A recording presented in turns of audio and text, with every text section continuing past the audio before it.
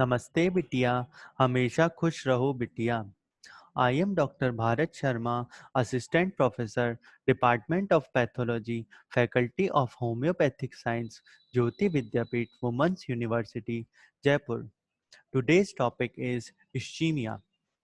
Definition: ischemia is defined as deficient blood supply to part of a tissue relative to its metabolic needs.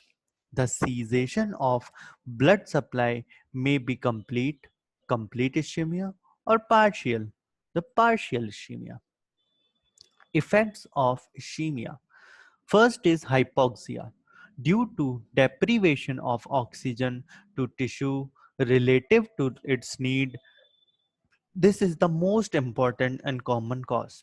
It may be of four types: hypoxic hypoxia due to low oxygen in arterial blood, anemic hypoxia due to low level of hemoglobin in blood, stagnant hypoxia due to inadequate blood supply, and histotoxic hypoxia due to low oxygen uptake due to cellular toxicity. Second is malnourishment of cell. Due to inadequate supply of nutrient to the tissue, that is glucose and amino acid, this is less important.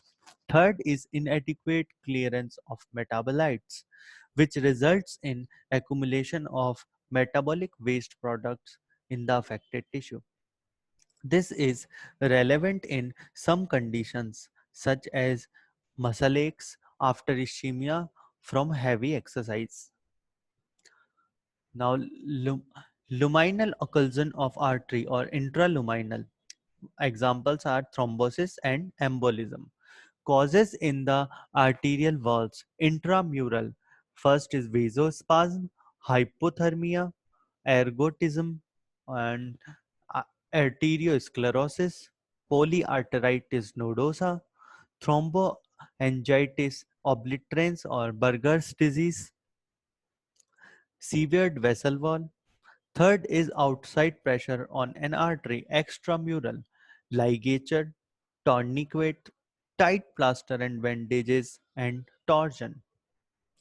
Third is cause in the veins. Blockage of venous drainage may lead to engorgement of and obstruction to arterial blood supply, resulting in ischemia. The examples include the following. First is luminal occlusion of the vein, intraluminal, thrombosis of mesenteric vein, and cavernous sinus thrombosis. Causes in vessel wall vein, intramural, varicose vein of the leg, and outside pressure on the vein. Extramural is strangulated hernia, intussusception, and volvulus. Factors determining severity of ischemic injury.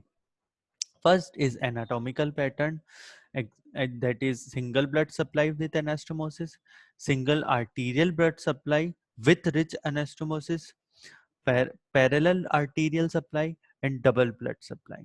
Second is general and cardiovascular status, type of tissue affected, brain, heart, kidney, rapidity of development, and degree of vascular occlusion.